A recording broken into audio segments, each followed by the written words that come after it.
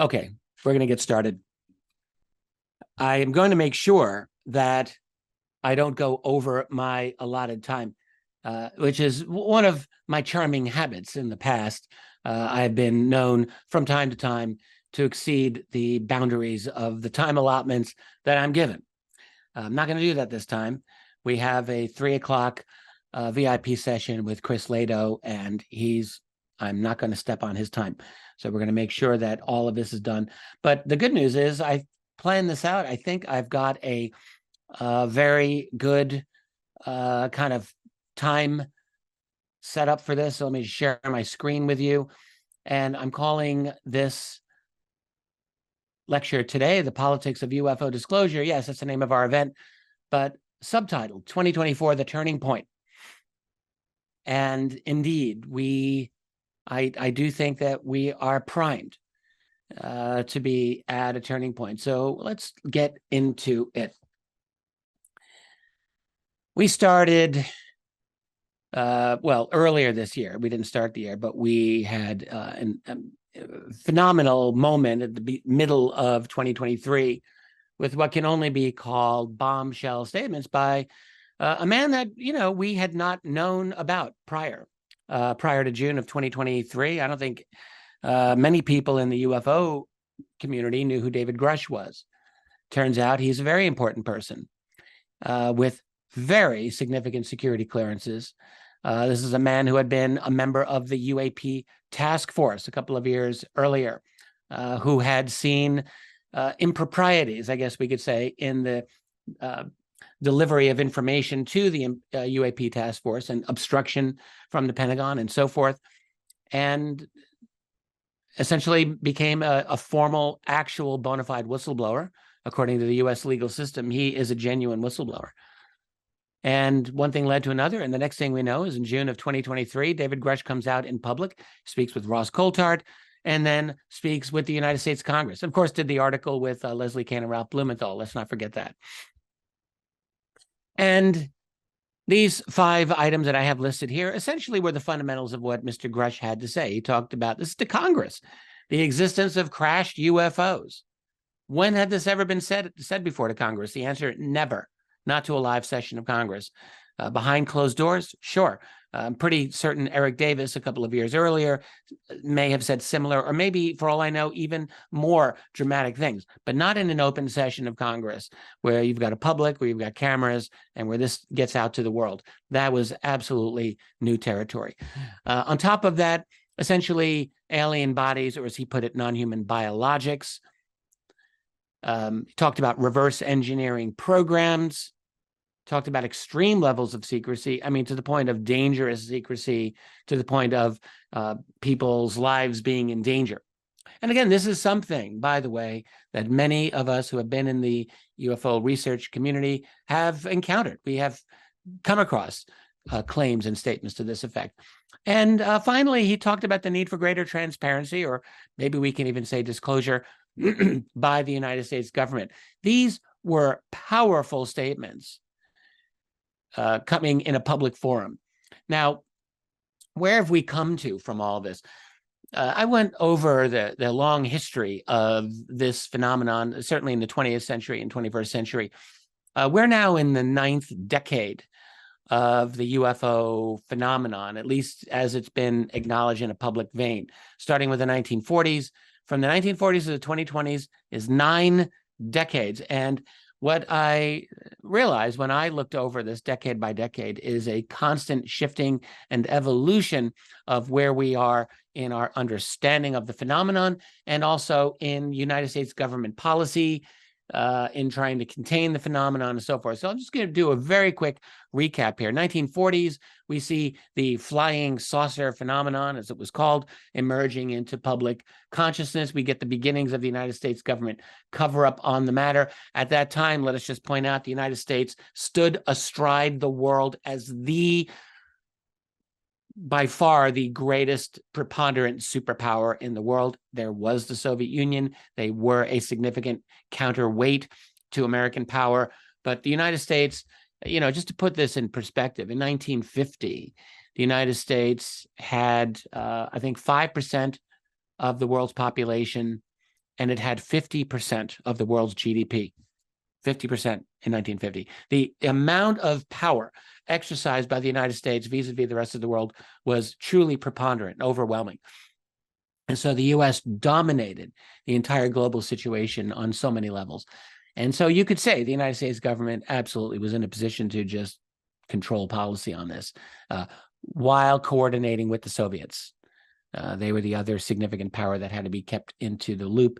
And this did happen over the years. We see this with attempts by John F. Kennedy later and so forth. But anyway, in the 1950s, you see the actual hardening of the government's position. It was really the first outcropping of genuine public engagement in this subject of flying saucers. It's the decade where you start getting books by Donald Keough and other researchers, Edward Ruppelt and many others, who were trying to get behind the UFO flying saucer secret, and where you get an official hardened debunking policy. That's the decade of the infamous Robertson panel, for example. And in a lot of ways, by the late 50s, you're looking at a kind of dark ages in terms of getting UFO information out of the government. 1960s, the phenomenon that refuses to quit. UFOs refuse to lose. They are debunked through the 40s and 50s, but they keep coming back. And what ended up happening is in the 1960s in the United States, we saw a significant wave of sightings. Actually, this was the case in Europe and elsewhere, but in the U.S., it got to Congress, 1964, 65, 66.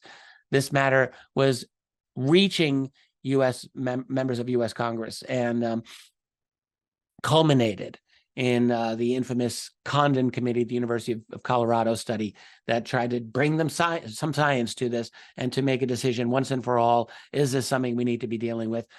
Most of us know the story of that. It was a failure. Condon Committee was a debunking operation right from the get-go. There's no question about that. And so it was a kind of failed citizen movement to achieve disclosure. You could really look at the 1960s on that level. 1970s, we have a new development, a new twist to the UFO phenomenon, and that is the emergence of the Freedom of Information Act. Yes, FOIA originally passed in 1966, but it was in the 70s where it got teeth for public inquiry, and that meant for UFOs. One of the great shockers of the mid-1970s when FOIA started to be used was how dominant the UFO subject was within FOIA requests. I don't think anyone actually expected that this would be the case. FOIA comes through at the very end of the Richard Nixon presidency, a great strengthening of FOIA, and immediately some of the most persistent, never-ending questions had to do with UFOs. And make no mistake, thousands of pages of documents pertaining to UFOs did come out. Not, anything of the highest levels of secrecy, that is true, but many that were of one or two cuts below that were still quite significant, that described airspace violations by unknown objects that were not supposed to exist, that did things that were not supposed to exist, definite levels of concern being expressed by government officials. And so this added a new dimension to the UFO cover-up, and it exposed, to a large extent, the U.S. government duplicity on the matter of UFOs. That is why in my second volume of history of UFOs and the national security state, which covered 1973 to 1991, I subtitled it, The Cover-Up Exposed. FOIA is the reason that I made that subtitle, that it exposed that there was a cover-up.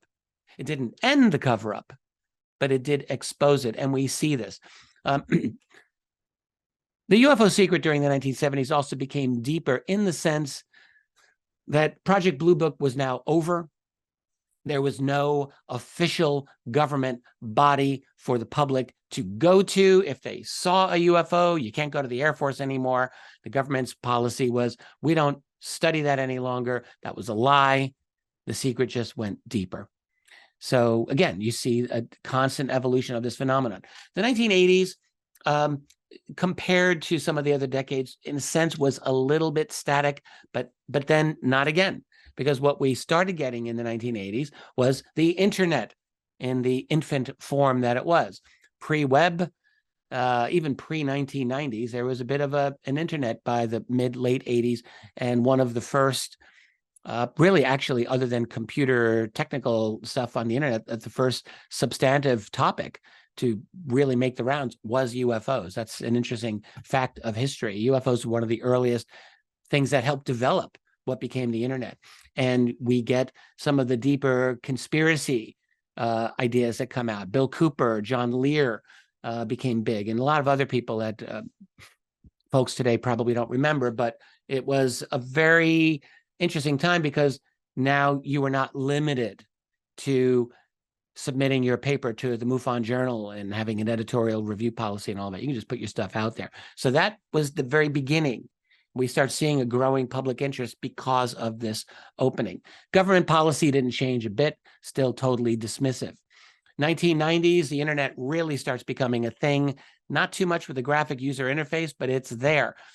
We start seeing cracks appearing in the structure. We start getting some serious, deeper research. Stephen Greer's, making his rounds in the late 1990s, talking to people like Admiral Thomas Wilson, for example. And there was a lot of other behind the scenes efforts to kind of get deeper into exposing the UFO secret. We start getting more whistleblowers in the 1990s. Bob Lazar, of course, becomes a big item in the beginning of the 90s and the end of the 1980s. And a number of dramatic sightings, Phoenix Lights, for example, among others. In the 2000s, we start seeing the effects of a global internet begin to become much more potent in its attacks on UFO secrecy. We start getting many more credible witnesses. Again, I'm going to tip my hat to the effort of Stephen Greer in this with his Disclosure Project. He rounded up a large number of very good witnesses for his great press conference in 2001 and his book of the name Disclosure, which brought a lot of that out. But it was not just him. It was many, many other folks who are now that we had a graphical internet, the stuff was beginning to come out. We have more witnesses. Behind the scenes, we see the development of the ATIP and the OSAP programs. I'm going to get into that in a second again. And now in the 2010s, this was the decade, of course, in which the New York Times and Politico came out in 2017 with their statement about the Tic Tac UFO and the existence of the ATIP program. And so much more. I mean, the whole thing just blew up toward the end of that decade. The release of the classified information, at least in terms of some of the video that we've been talking about. And now in our own decade, the 2020s, we are seeing a much greater push, an intensified push for transparency and disclosure, to the extent that we're now getting this in Congress. And we're seeing a steady but growing public demand for full disclosure of the UFO reality, or the UAP reality. It's been a long road. And, what you can see from looking at this little bit of history is that the UFO cover-up, and that's a word we should never stop using, and the reality has gone through its permutations. It's seldom been in a static mode for any long period of time. A number of years can go by and things look like they're not changing. I remember very well 10 plus years ago going to conferences and talking with other researchers, talking with other attendees, and wondering, how long are we going to be in this stasis mode? We could tell that there was a greater public concern about this, but nothing was changing. Nothing seemed to be changing. And then, well, suddenly things did start to seem to change. So I think one thing that we must expect is tomorrow will not look like today. Now, there's another thing that has gone behind the scenes all this time, and that's the fact that there have been factions and battles that have constantly existed behind the scenes. This is important to understand, because when, all of this started to come out 6 years ago in 2017, many of us, including myself, wondered initially, is this an op? What's going on? How is it that the New York Times, which had debunked this subject so vociferously for so many years, suddenly comes out and now is supporting the reality of UFOs. It was a bit of a shocker. It took all of us a little bit of time to kind of figure this out. And what I concluded, and what I still believe, is that we're looking, the New York Times piece is part of a long-standing factional battle going on. Go back to the 1940s and 50s, it existed then. Donald Kehoe, the great early writer of the UFO subject, talked about this quite openly. He said there's a secrecy group. That was his phrase. And he was part of a different faction. He was part of the people who believed in bringing this subject out.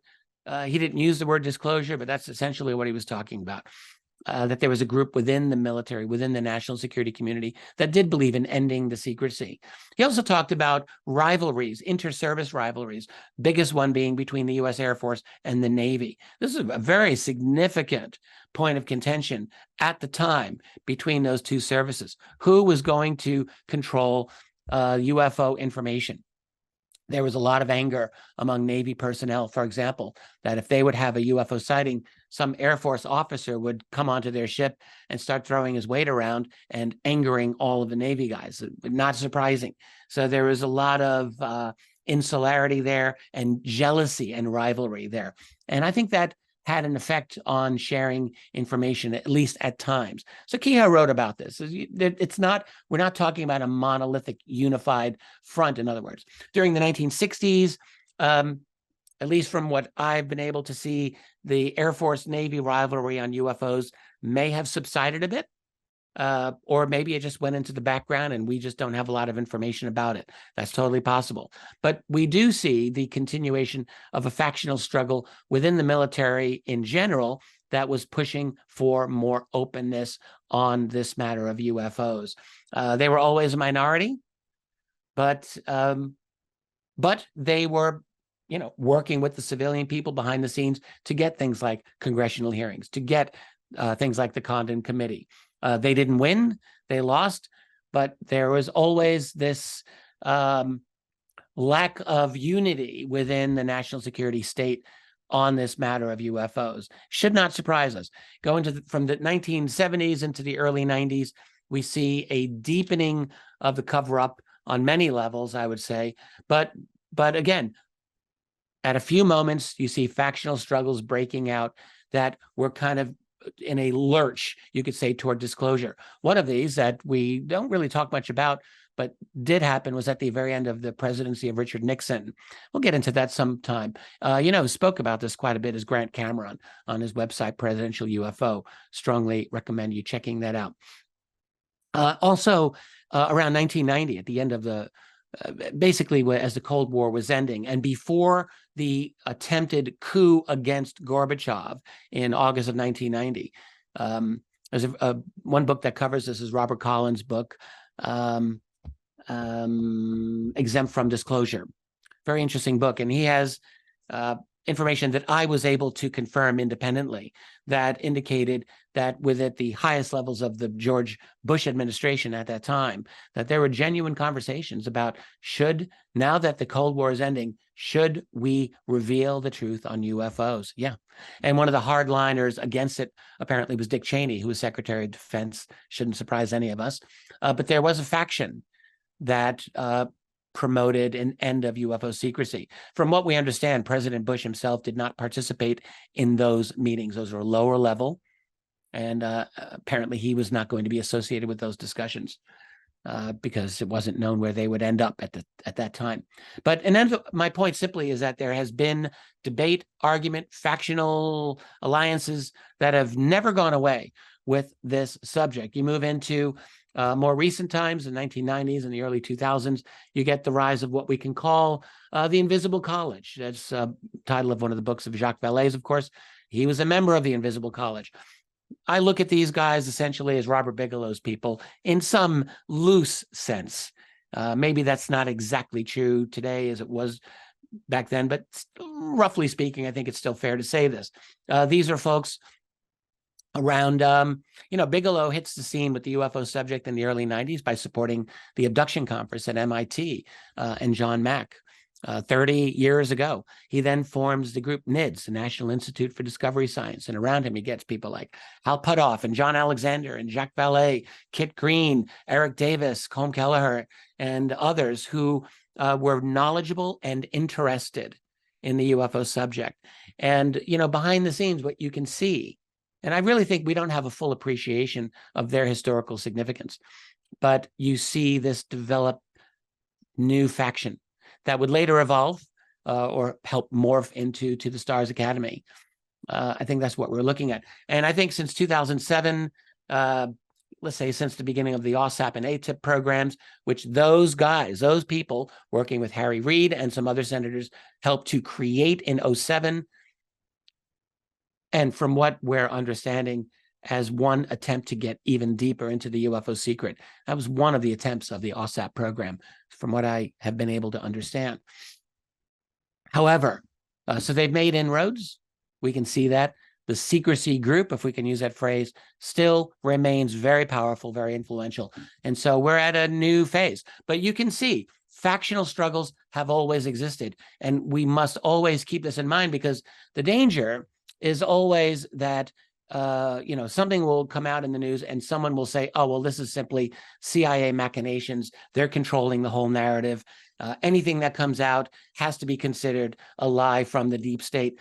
What I would say is what comes out is a result of a factional battle, and we have to be able to look behind the scenes and understanding what's actually causing this information to come out. Sometimes that information is false. We saw, the smear attempts against Lou Elizondo and David Grush more recently. Those were obvious attempts by the secrecy faction to play defense, as it were. So some of the things that come out, yes, you have to be very careful about. Other things that come out, we need to see it in the context of this battle. The last thing I'll say on this before I move into more substantive matters here is that, we're always in danger of doing a disservice to any subject when our first instinct is to say, what's their motivation for saying this, rather than actually listening to the information and judging it on the basis of whether it's true. Everyone's got motivations. Sometimes those motivations are pure as the driven snow, usually not. There's usually something going on behind the scenes. Sometimes those motivations are not ethical or honorable. But ultimately, the first order of business is always to ask ourselves, is it true? Is it true? Is it true? Fundamentally. That's not always easy to do, but that's the bottom line. We get into a very dangerous position when we are constantly thinking that we know someone's motivations and the truth better than they do when they're giving us information. It's a great way to destroy a society, by the way, breaking trust in the communications that we all have with each other. Great way to destroy friendships, too. Someone tells you something and you're like, is that really what he means? Or is there some other behind the scenes? Yeah, good way to keep friends that way. In a society, not a healthy attitude. Doesn't mean we don't want to be critically minded. We have to be. But fundamentally, we want to be asking, is this true? There are always factions going on. All right, let's continue. Currently, we're looking at a war. I think it's fair to say a war or a significant battle within the national security state, if I can call it that. There are a number of crises happening right now. The UAP, UFO subject is one and only one.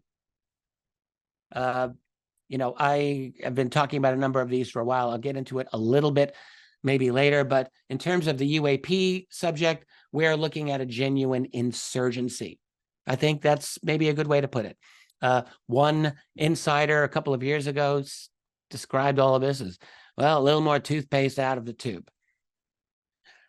That's right. Toothpaste has come out of the tube. The question is, can it be put back in, or at least can they stop having more toothpaste come out of the tube? Can they hold the line as it is? What is the line? I talk about a red line of disclosure. I've talked about this many times. Let me go over that here. There are certain things that the United States government can acknowledge safely without losing credibility, without losing face. And there are certain things that are going to be much more difficult for it to do.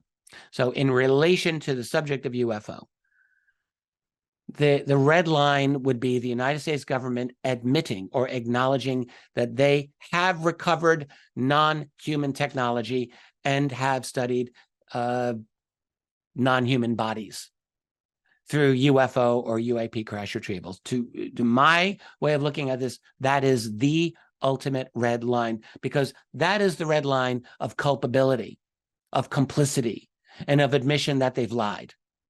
And this is the thing that all governments, and especially the United States government, is not allowed to admit that it lies. Everyone knows that it lies. Everyone around the world knows that the United States government acts in bad faith on many matters, but there is this fig leaf of respectability, and we tell ourselves, and we play this little game of pretend that the government is honest, ultimately honest. And in an era, I've said this many times, in which you are not supposed to believe in conspiracy theories anymore, it would be a very difficult situation for the United States government to be in, to state that the greatest conspiracy theory of all time, the UFO, what is bigger than that, is true. It would be very difficult for the U.S. government to say, well, don't believe in any of those other conspiracy theories, JFK assassination, 9/11, COVID, whatever, pick your best one. They'll say, well, those aren't true. Yeah, the UFO one, that's true. Okay, that was true. We admit that. But none of the, that's a bad place for them to be in. So it's not likely, on that basis at all. Aside from all of the other implications for a full admission of that, for technology, energy, the very fabric of reality itself, very likely when you start getting into that level of complicity, a lot of these other things are going to inevitably come out. So there's a lot of uncertainty there. And you can be assured that there is little to no motivation by those people who have power, who have the ability to discuss this matter, who know the secrets, little motivation, if any, for them to want to get into that matter. But there's actually a lot of red lines. I talked about that one, but let's just go over a couple of the other things, like how deep does this get? All right. So a red line would be a knowledge of the extraterrestrial presence, including abductions. Could that happen in the event of a kind of a runaway disclosure? Well, yeah, sure, it could happen. Abductions. I'm going to get into this in a little while when we talk about potential hearings, but that is absolutely a possibility that can come up at any time, a real bombshell. The possession of exotic technology, as I mentioned, a secret space program. This is always lurking behind the veil here. There are some very good filmmakers out there right now. I'm thinking of Darcy Weir, who's done a few on secret space. There have been excellent treatments of this subject, and there have been others as well who have gone into the certainty of a clandestine space program and the virtual certainty that it has had something to do with the UFO phenomenon. So what happens if that one comes out? That may not cause the whole edifice of power to come crashing down. Oh my God, we have a secret space program, but it would not be a welcome development for sure. The scale of illegal or criminal secrecy, including the corporate and the financial actors involved. In other words, getting into the secrecy threatens to expose genuine criminality, which is an unsettling prospect, obviously, for anyone who's on the inside there. Another question to ask, which would be a red line, is how much money has gone into the UFO secret over many years? Is it billions of dollars? Is it trillions of dollars? We periodically have these discussions about the so-called missing money in the federal government or in the Pentagon. Now, I think some of that discussion has been financially loose and not essentially as accurate as one would like it to be. We talked about, when Donald Rumsfeld 20 plus years ago talked about a couple of $1 trillion that were unaccounted for by the Pentagon accounting system just before 9/11. That did not mean that $2.3 trillion actually was siphoned away. What he meant was that the various Pentagon accounting systems that existed, there were hundreds of them, could not reconcile, could not balance the checkbook, and that this was an amount that was unreconciled. It was, lots of duplication was involved in that money. Now, having said that, that does not mean that everything was hunky-dory and everything was, honest. Obviously, there was a lot of dishonest, and there was a lot of money that was siphoned out of the system. We don't know how much, but the point is there's been a lot of theft going on within the federal government. One of my favorite people who talks about this, of course, is the great Catherine Austin Fitts, maybe one of the best public experts on the matter. She's had a lot to say. So there's that. There's the, likely knowledge of an ongoing alien presence and large-scale operation. I will also come back to that a little bit later, but we have to assume this is a global phenomenon that our guys know about. Clearly, they know about it. We've got satellites everywhere. You got a space force out there now. We got NRO satellites, Navy satellites, Air Force satellites. They blanket the globe. You can't tell us that they're oblivious to this. Obviously, they know a lot of this, and it's a difficult matter for them to want to get into. Knowledge of location of alien bases. Clearly, they have a pretty darn good idea. Heck, I'm developing a couple of ideas just based on the latest book that I'm working on, my study of USOs. I'm sure they have a much better idea. Now it gets a little crazier, but must be said. Do they have knowledge of infiltration? I am not saying that I know that there has been such a thing. What I am saying is that a responsible conversation and analysis must include this as a question. Is this going on? And I will add further, over my many years of looking into this, I have from time to time come across indications that make me think this could be the case. There's certainly a logic to it. It's not illogical to think that an alien group that comes here would want to infiltrate. Why wouldn't they? They're looking at humanity radically, massively expanding its power.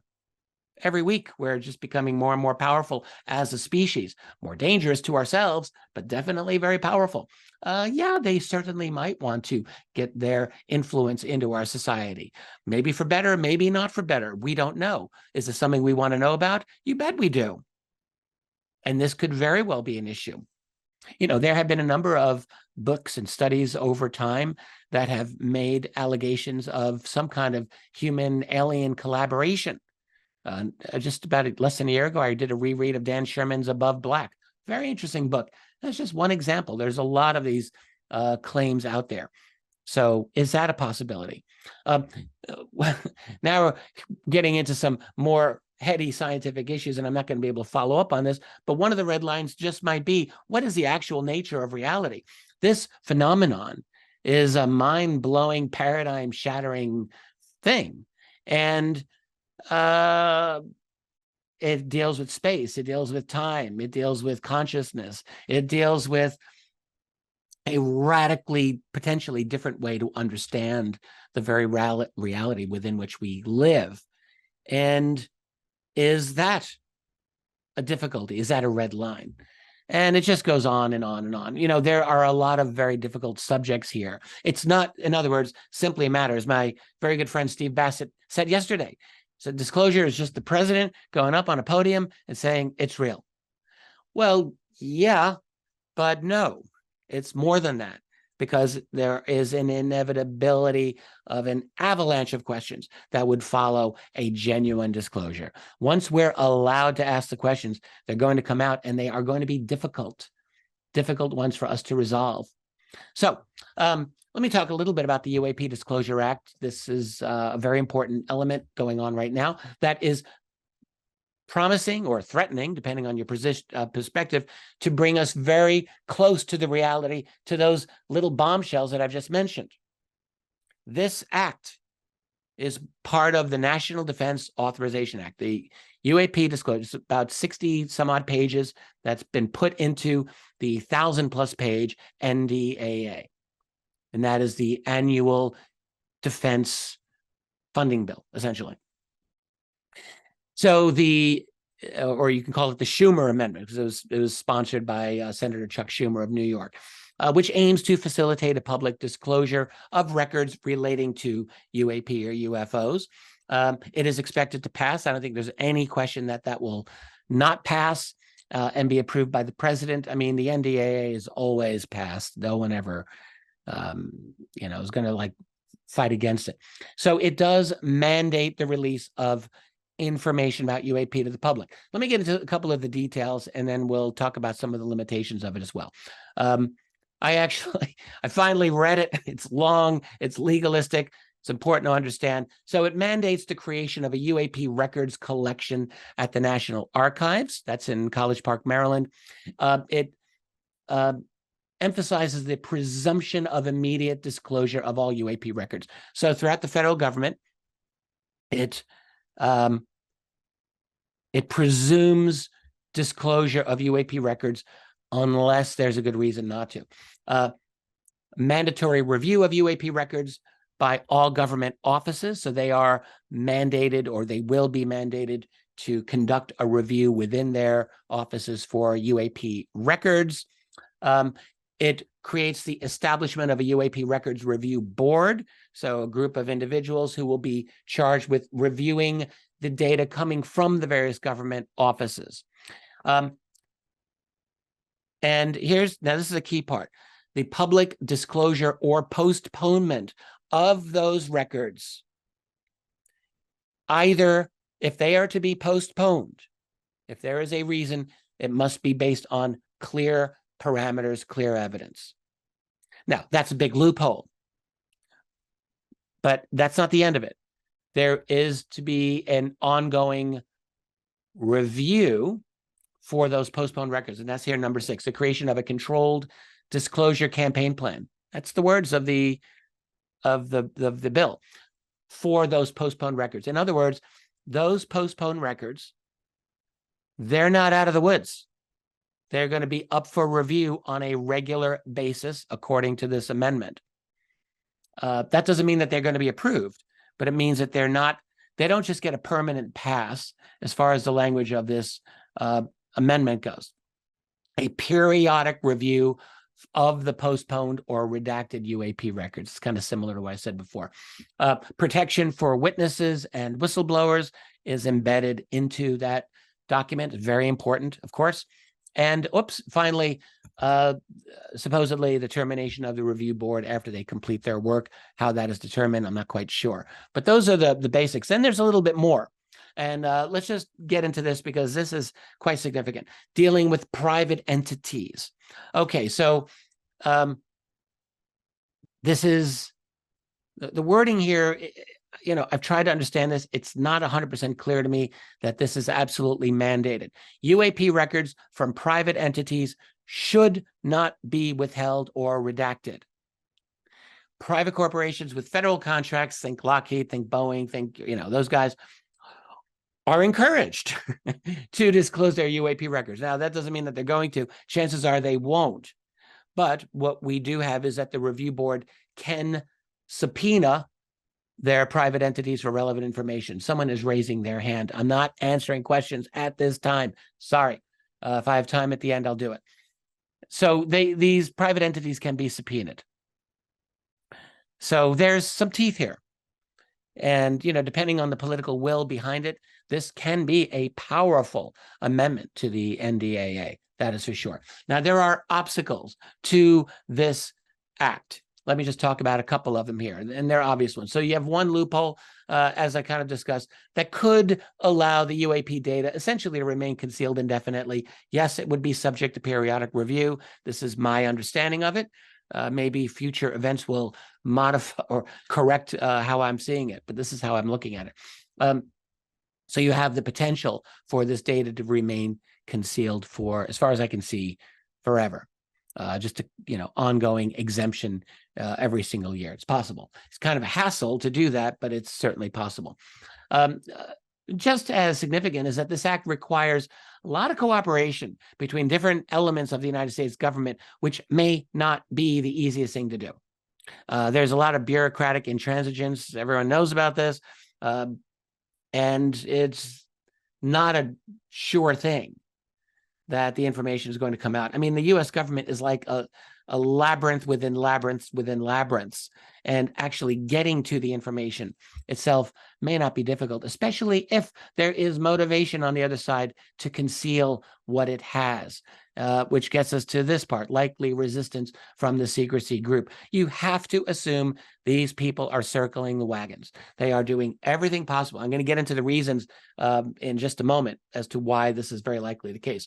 But there's going to be resistance and obfuscation, aside from just the normal bureaucratic stuff that the red tape and all of that.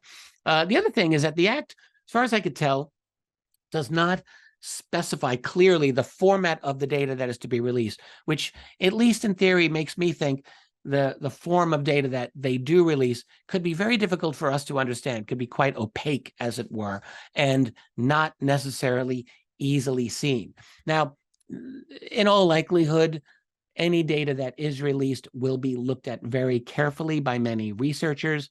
So perhaps that objection is not as strong as some of the others. But here's a possible obstacle.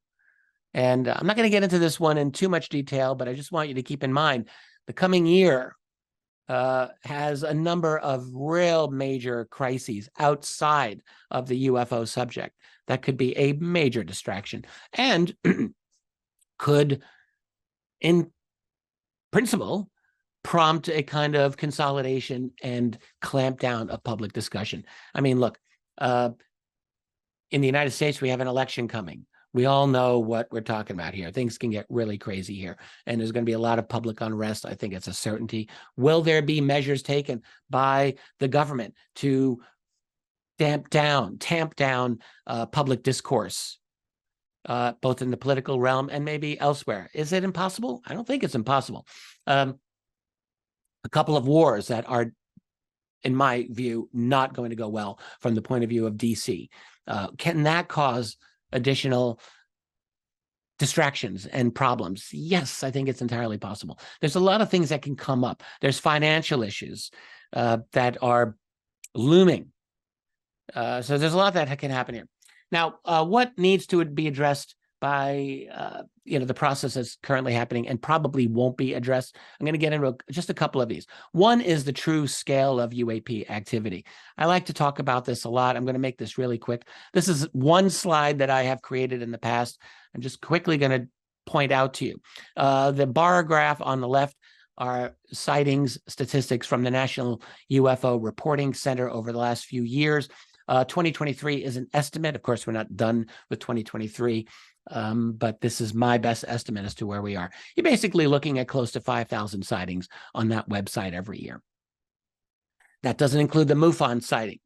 That doesn't include there's a few other websites that collect these things. Just NUFORC here. That website covers predominantly mostly North America, US and Canada.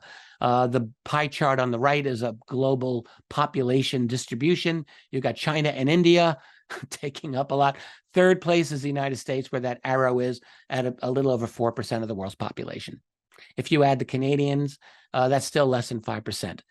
You've got 5,000 raw sightings in a region of the world that has less than 5% of the world's population. Now, that's not to say all of those sightings are genuine alien craft. This is a chart, a little thing that I made a while ago. I don't know how many more times I'll use this, but let me just go over it here. You add together the NUFORC and the MUFON and maybe any of the others, you've got no less than 10,000 UFO reports in North America every year. Raw reports, 10,000. That's a lot. That doesn't mean they're all aliens. How do we know how many are legit? Well, that's the magical question. I don't have a perfect answer to that any better than you do. But I will say 5% is not necessarily a bad number. You have some people very conservative saying 2%, 1%. Some will say 0%. Some will say much more than 5%. I will tell you, go to the NUFORC site, go to the National UFO Reporting Center and read the reports. Trust yourself, read them. I have a little rule called the wow rule. If I read a report and it makes me say wow out loud, I'm like, that's a pretty good case. And I can tell you more than 10% will make me say wow. There's a lot of very good sightings in there. I will be the first to say I haven't investigated them myself. I don't know for sure. But let's be conservative here and say 5%, 1 out of 20. And I can guarantee you, you go to the New Fork site, more than 1 out of 20 will make you say, wow.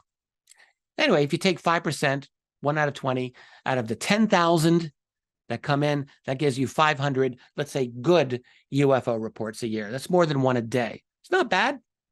But then you have to ask yourself, how many people see UFOs and actually report them anywhere? What's that percentage? I'm going to bet most of you, or many of you, probably have seen UFOs at some point. And I'm going to take another guess that probably nearly all of you have not reported it to New Fork. And I'm saying this because I'm one of those people. I've seen UFOs at least twice, didn't report them. Shame on me. I ask this of people in conferences pretty much all the time. I asked it a week ago at the Luxor Hotel in Vegas, and certainly less than 10% reported their sighting. Less than 10%. Well, let's just be generous. Let's say 25% of the people who see a UFO report it. That's really being generous. But if you do that, you take your 500, you multiply by 4. That gives you now 2,000 good UFO sightings. Not reports, but sightings in North America every year. I think that's quite conservative, but we're just going to go with that. But now let's multiply by 20, because we're only talking about 5% of the population, unless you assume that all the action is happening in North America, which I think is very unwise and probably not true. Is it totally evenly spread around the world? Don't know. You know, we're spitballing it here, as it were, but let's just do it. So multiply by 20 worldwide, and now you got 40,000 good UFO sightings worldwide each year, potentially. Potentially. That's more than 100 per day. And then you have to ask, and this gets really crazy, and I'm not going to get into this, but how many are never seen at all? Because when you really think about a UFO sighting, many of them are furtive, many of them are brief, many of them are, you almost missed it, but there it was. How many of them do escape vision altogether? Probably quite a few. There's every reason to conclude that there's a dramatic and intensive amount of traffic going on in this world. We have a situation in which they are everywhere. I'm certainly seeing this with my USO report research these days. These sightings are around the world. They're everywhere. We can ask why. Well, I've gotten into that in many other places. I don't know. I'll get into it a little bit today, but it's just worth asking. What are they doing? Why are they around the world? What's actually going on? What's their infrastructure? Well, what else needs to be addressed? So I talked about the true scale of UAP activity. Some of these issues I won't go into detail here, but let's just put it out there. As I just said, what are they doing? Yeah, what are they doing? How long have we been tracking this? How long have our guys been tracking what they are doing, in other words? How has the secrecy been organized all this time? This is something that, you know, with members of Congress talking about this issue at some point, these are really important questions that must be addressed in our political discourse. How does this secrecy operate? Who's running this? What's the structure of secrecy? Is the Davis-Wilson notes, is that accurate when we talk about special access programs being buried within the Department of Defense, within the OUSTAT, the Office of the Undersecretary of Technology and Acquisitions? Is that where it is? Is there a similar place within the Department of Energy? I'm thinking probably yes. Is there a similar one within the CIA? I'm thinking probably yes. Are they within other agents or departments as well? We need to understand this. So how has the secrecy been organized? Are there military dimensions of this? I'm going to talk about that in a moment. The fact is that the Pentagon has been, as I like to say, playing this game of pretend all along, saying, oh, well, yes, apparently we have had a few of these UAPs. Gee, who knew? We weren't really tracking this very carefully. Well, we're going to get right onto it. This is their attitude. It's not truthful. It's obviously not truthful. And as you know, when I got into this subject 30 years ago, it was specifically through the lens of military encounters with UFOs. And we have an enormous, overwhelming abundance of evidence that proves, doesn't hint, doesn't suggest, but it proves that the United States military has been engaging with these flying saucers, UFOs, for a long time now. And it's a really difficult problem for them to deal with. So I'll come back to that in a moment. Other questions that need to be addressed, and I think very well are likely to be addressed, this one, is what materials and or biologics, as Mr. Grush put it, have been acquired. I don't think that's an issue that's going to go away. And that's a difficult issue. That's the red line. Final question, and I don't know how we're going to answer this one, is how can people actually know what is true? We are not dealing with a government that is working with us in good faith. This is where I'm going to have a strong disagreement with my friend Stephen Bassett, where we discussed this yesterday. Steve really works on the assumption that our establishment is to be trusted fundamentally. There are problems, yes, he acknowledges that, but that on a fundamental level, it is a trustworthy institution. I disagree. I don't think that the United States government any longer operates on a trustworthy basis. I'll come back to that. In fact, let's talk about it here. Something that we don't really get into very much. Why is the UAP Disclosure Act part of the NDAA to begin with? In other words, why is it part of a military authorization bill? What is it fundamentally about the UFO subject that causes it to be controlled in our government by the military? It's really worth asking. UFOs aren't just a military thing here, right? They are a scientific, you could say philosophical, existential issue that goes far beyond any military significance. They don't have a lock on this conversation here. And yet, this is entirely in the public realm how the entire subject is being framed. It's part of it's a military situation. Well, the reason, I think, is that it shows very clearly how the UFO subject is dominated by the United States military and the needs of empire. The needs of empire. And the problem with that is just take a look at the United States empire these days. Have you looked at it? It's in pretty bad shape. All right? It's in pretty bad shape. U.S. empire is in what we can call full offense mode. In fact, I think one of the Republican presidential hopefuls, Nikki Haley, said not long ago, she says, we don't need a Department of Defense. We need a Department of Offense. She literally said that. That's crazy mode right there. But this is how these people think. We have a group in D.C. that is hell-bent, literally hell-bent on war and empire. A little known fact, there are roughly 200, possibly more than 200 military interventions conducted by the United States since the end of the Cold War, since 1992, up to 2017. I saw one statistic that put it as high as 250. We don't know, but it's anywhere, probably close to 10 per year by the United States. It's something that Americans are basically oblivious to, but the U.S. military is working overdrive to light the world on fire. This is how I see it. Those people like Steve, my good friend, who thinks that, they're basically still on the side of the angels, I think this is sadly mistaken. And, I'm not here to just trash my government. I love American history. I love America. I'm from here. It's important to me. I've studied American history in great detail, and it's fascinating. But that does not give me permission to put blinders on and to pretend that all is well here and that all the motivations are wonderful and lovely. They're not. What you have is an empire that knows it's losing its grip. That unipolar moment from 1992 when America, just like at the end of World War II, stood astride of the world as the last standing superpower. When America, through the 90s, thought, I can do what I want. Like, was it Eric Cartman on South Park? I do what I want.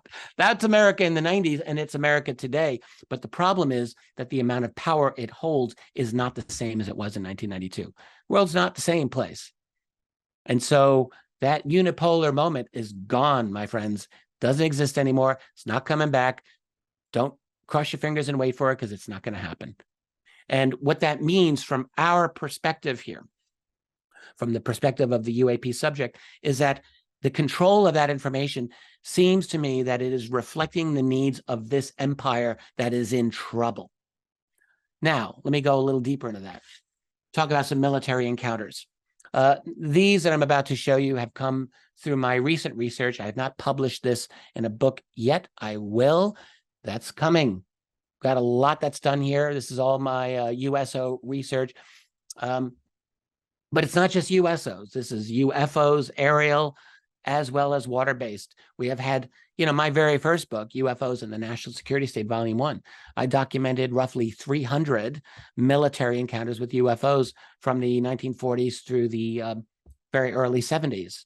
And back in those days, I had a lot of other limitations that I don't have today in terms of gathering the information, but I was still able to get about 300, and then many hundreds more from my second volume, and since then, just hundreds more. So there's been an ongoing situation. What I will just talk about here, we're going to focus on the United States Navy for a moment. I have found USO and UFO encounters with these objects that have shut down Navy ships.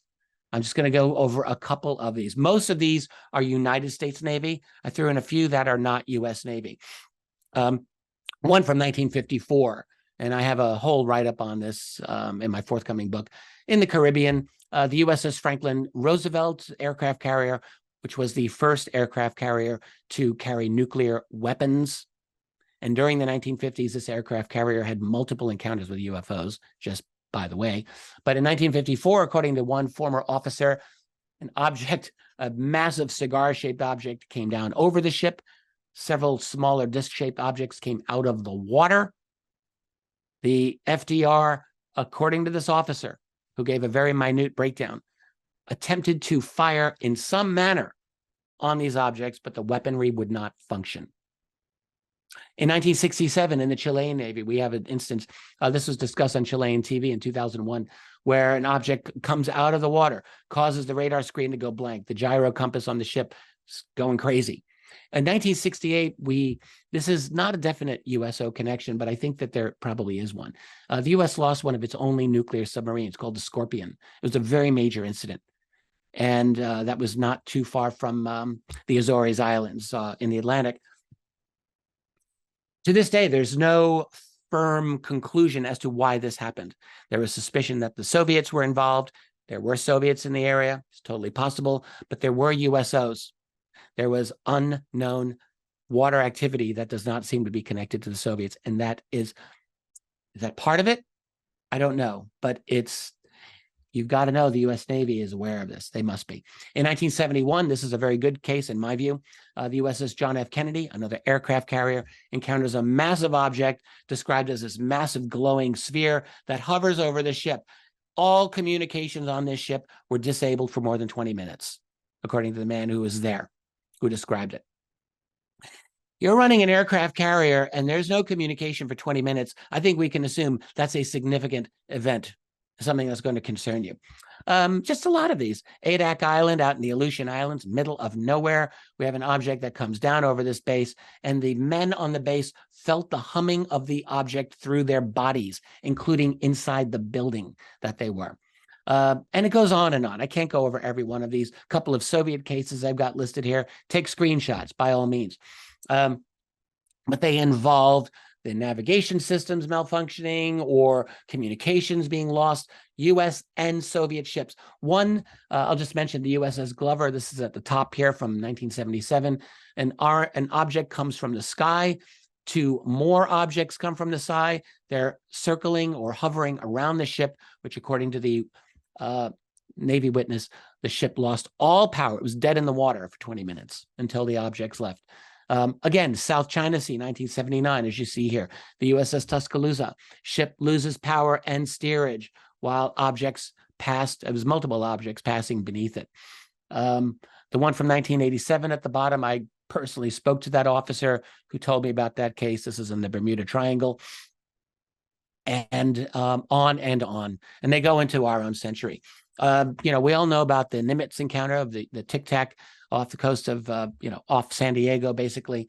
Well, 3 years after that, in almost the same region, in November of 2007, we have another account of objects with explicit drawings, by the way, objects maneuvering over a U.S. naval vessel, radar goes down, computers go down or froze at 3:30 a.m.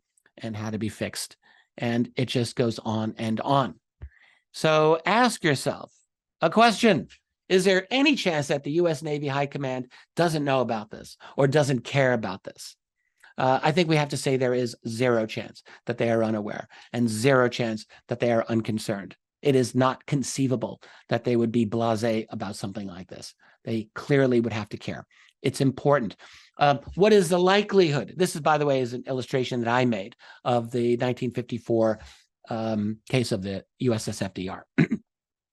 What is the likelihood that the Navy or the Air Force or the Army would voluntarily give up all their data about these encounters?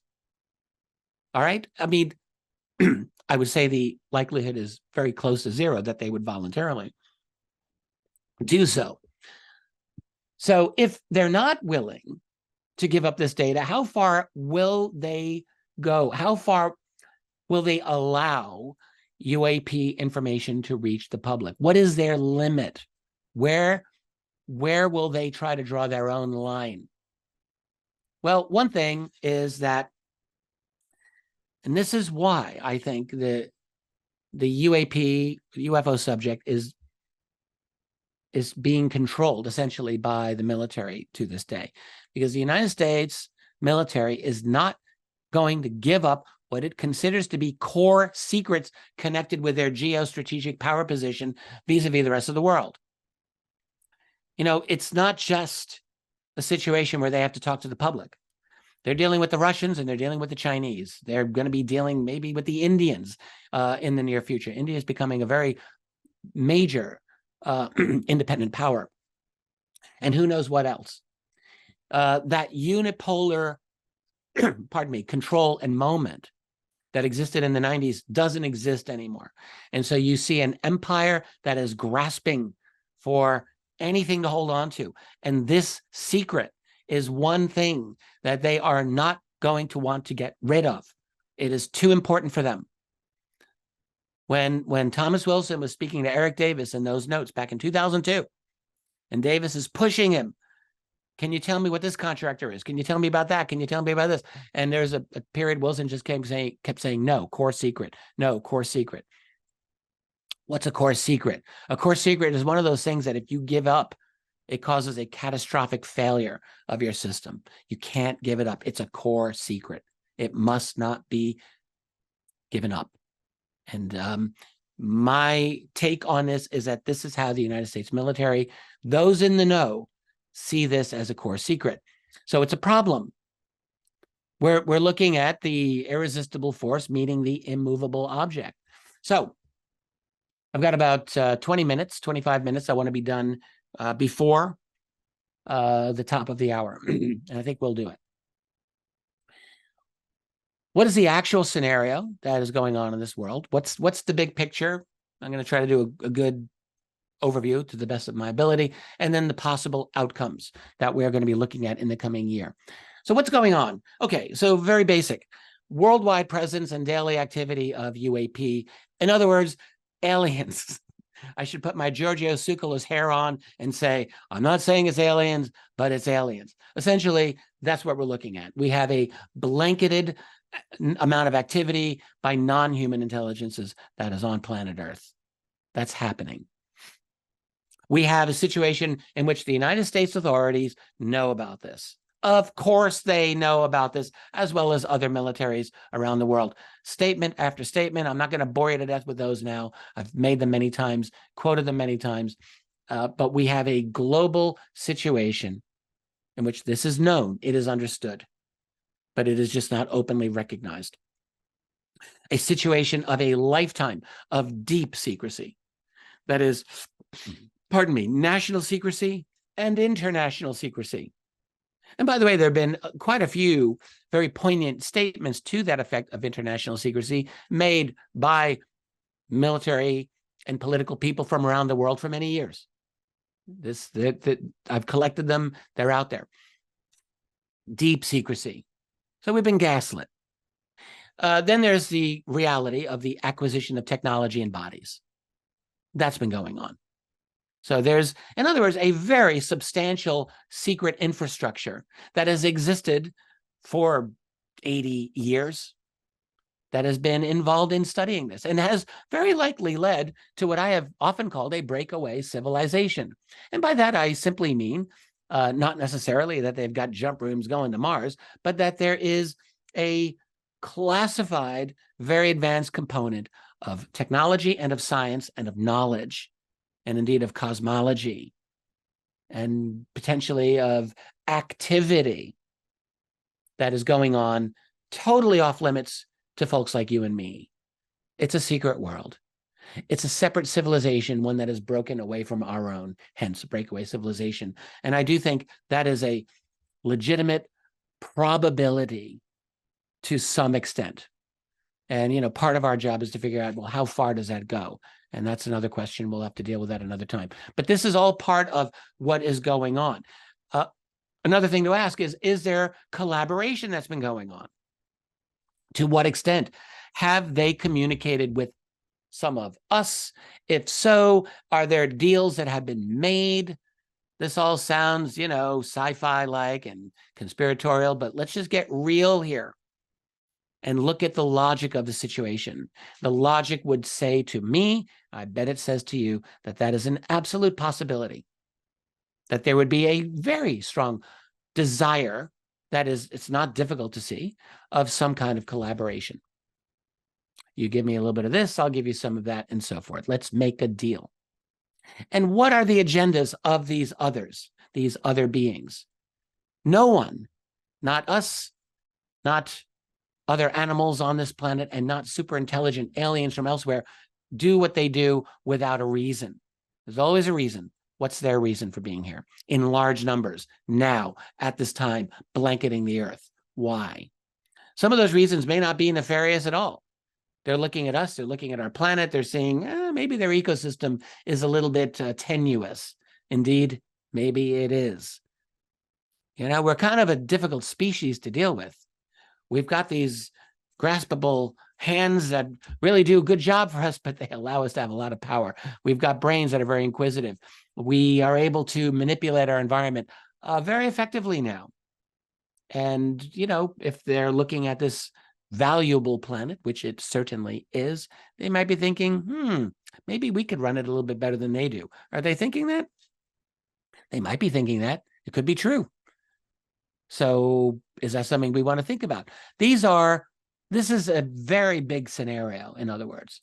And obviously we're having really no discussion of this, of any of the real implications in our larger media conversation. It's just not happening. So what's going on? That's what's going on. What's likely to happen? Okay, let's get into that. The NDAA will be passed. I don't think there's any question about that. There will be pressure to release UAP data. How much pressure and how soon? How soon? What it looks like is that there is not a necessity, as far as I can see, that any of this data will be mandatorily released in the coming year, in 2024.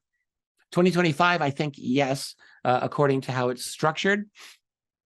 Maybe I've misread it, but anyway, probably by late 2024 or early or mid 2025, I think it would be realistic to say some data would be mandated to be released by that time as a result of the act. So not forever, like it, you know, a year, a little more than a year is not a long period of time. We don't know what that data will be.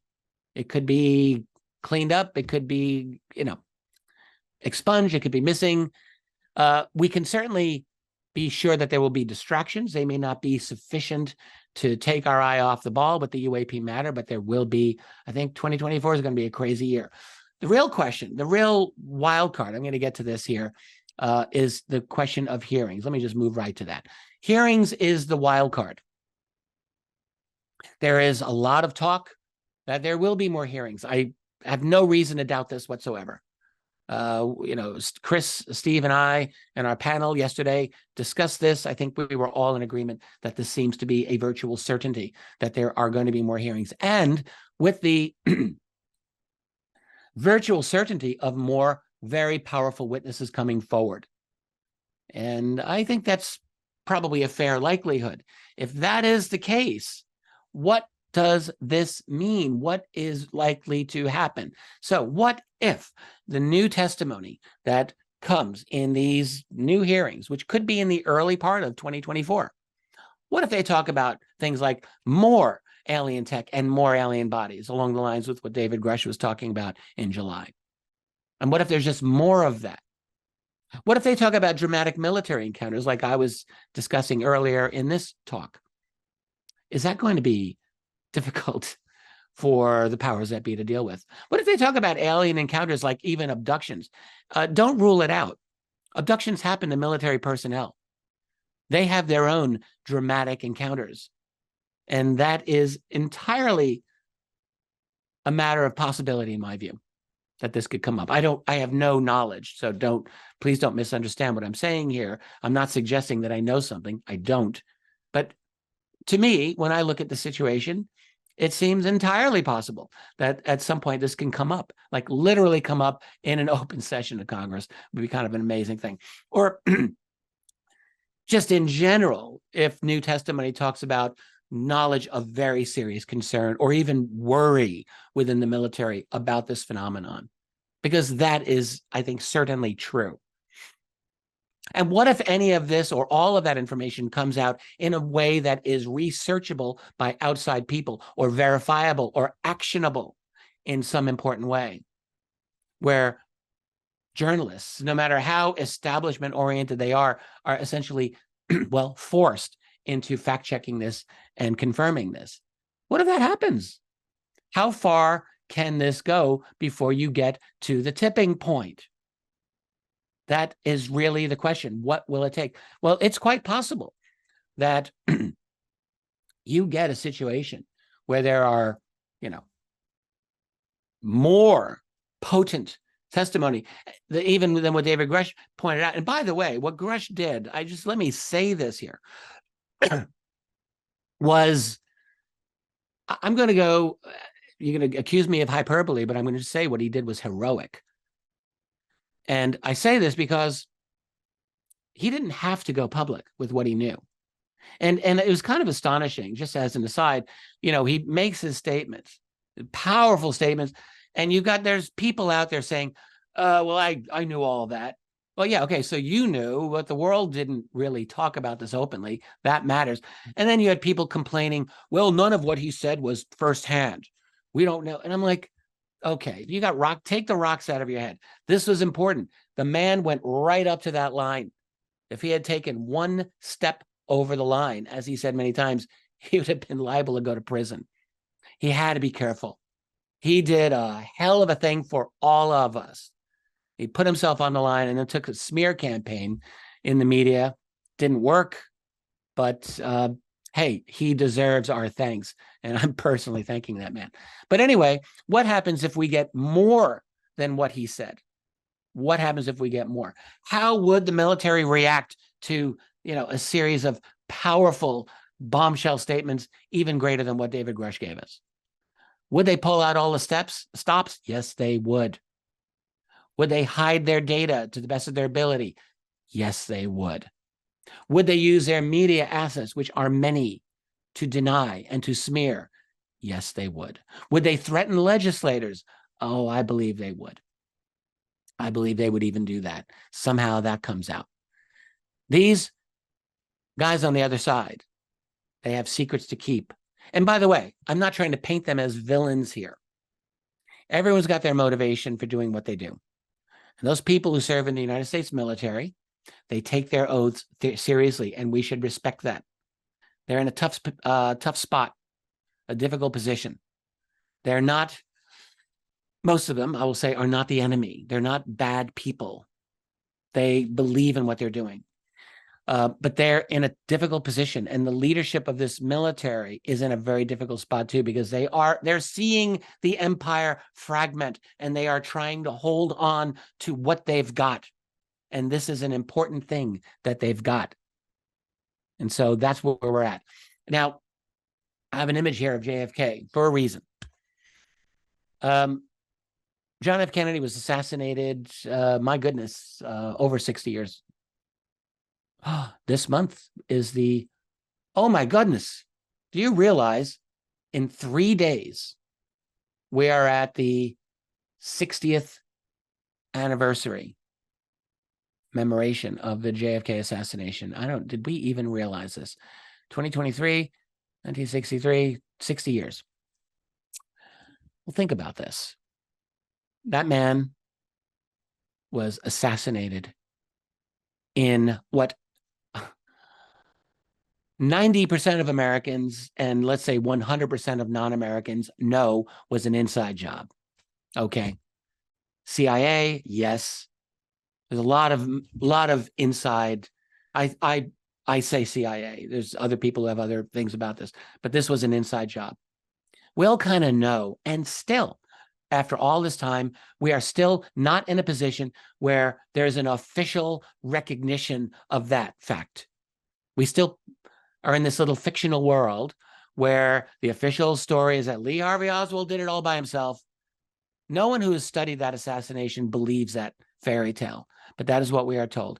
And my point is that assassination remains a viable model for how the establishment can manage the UFO problem. We're moving into a post-truth era in the sense that how do we, moving forward, know what is true? This is not an easy issue to resolve. It's not a trivial issue. It's going to take a lot of work by all of us, by me and by you and by a lot of other folks, to be able to know how to verify something. And so how difficult is it for us to see?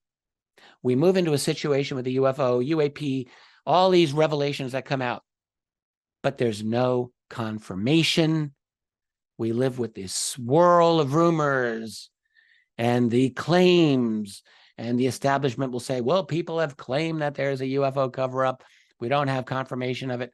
It's not difficult to see that that could go on for a long time. And again, this is where I have to strongly disagree with my friend Stephen Bassett on this matter, where he, and I too once held the idea that once this truth comes out, it's going to be like a hammer. It's going to break the glass. It's going to break the walls of secrecy. Well, that potential is there, but the other potential also is there, that we can be living in this nebulous post-truth world where all this new information, yeah, the toothpaste is out of the tube, but the new information remains unconfirmed. Senate hearings, powerful statements, but as I discussed with Steve yesterday, will President Joe Biden confirm it? Well, Steve believes yes. It's for his legacy. He wants the truth out. I am not so sure. I have a different opinion on this matter. And by the way, I think Chris Lehto agreed with me on that one. But nonetheless, it is by no means a surety that this will be confirmed. And it's a weird thing in our society that we kind of need this official confirmation from our political leaders. Like, in a sense, you have to think, why would we need that? We shouldn't need that. You should know what the truth is. I should know what the truth is. But yet, this is how our society does operate. We want that confirmation so that we can then act on it legally. And without that, we can't do it. Now, you think for the longer term, I'm only just talking for 2024, 2025. Let's move ahead. 2030, 2040. This reality may very well be increasingly difficult to contain. Very possible. So therefore, we have to assume there must be a disclosure plan. I would say to tell as little as possible. But for how long can all of that last? Well, let me move to the aliens now as I wrap this up. What I would say is our species is in a transformation. It's a rapid, frighteningly fast transformation.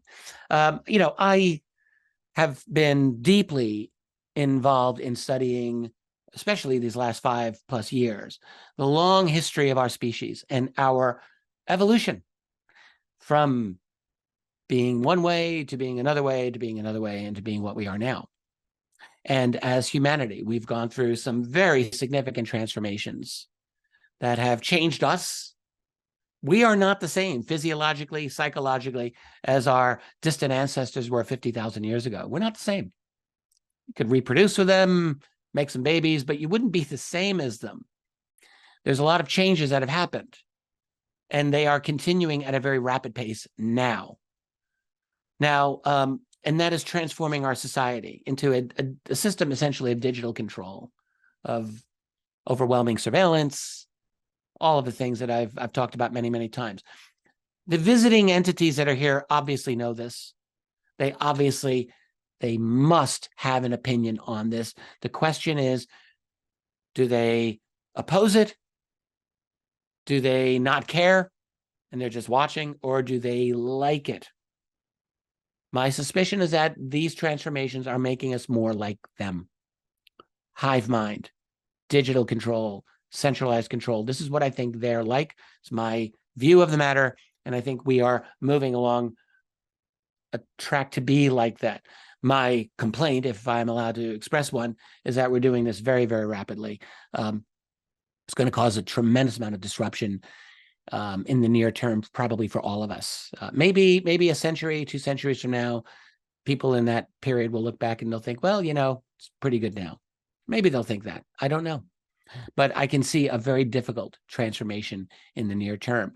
And this is something that we as a society need to be asking ourselves, like, what is this transformation and what is their relationship to it?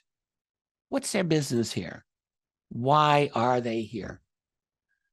My guess is that they are here because we are right now probably the greatest show in this quadrant of the galaxy. Right now, humanity is. In 1,000 years, a couple of thousand years, it might be someone else. Right now, it's us. We're the belle of the ball. This is our debutante coming out party, in a sense. And it's messy, and there's a lot of uncertainty about us. But this is our moment, and we're the subject of a tremendous amount of attention as a result. It could be that there's hopeful attention that some of these others have, and it could also be that there's the plans for a heavier-handed control and management of our transition, as it were, into whatever it is that we're becoming.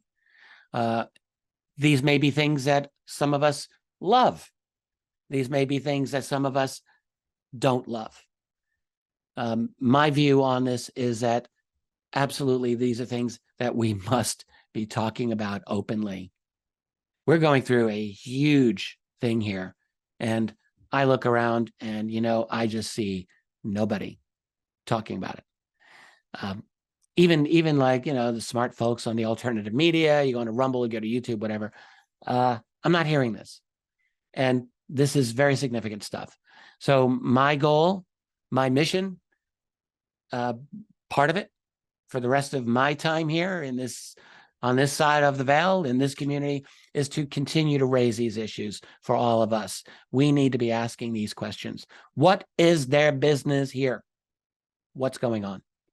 And let us, and that part of this is my responsibility here, continue to prod those members of Congress and those people of influence in the circles of power to continue to ask the questions, to peel the veil of secrecy off of this subject. I'm not faulting the members of the national security community for their reasons for starting the secrecy. Again, Steve and I discussed this yesterday, and it's not difficult to see why you'd think back in the 1940s, whoa, we have to keep this under some control here. Yes, okay. The problem is always that secrecy develops its own power, its own profit, its own reason to be, until it takes over. Just like, Mary Shelley's Frankenstein monster. You created it, develops a life of its own, and now suddenly you can't control it. And now suddenly it's changing your society, and it's corrupting your society, and it is now preventing you from having the conversation that you must have in order to move intelligently into the next phase of whatever it is that we're supposed to be doing. We need to be talking about this, and we're not doing it honestly. We have got to rip this subject open to the maximum extent possible so that we as a society can regain some health. We're never going to be perfect. We've always got stuff inside us that make us difficult, that make us a bit of a problem, but we can at least have some honesty about it. We can at least look at ourselves, grow up a little bit. It's time, and ask the hard questions that we need to be asking. That's what I got for you. I really hope that you have found this at least somewhat worthwhile, somewhat useful.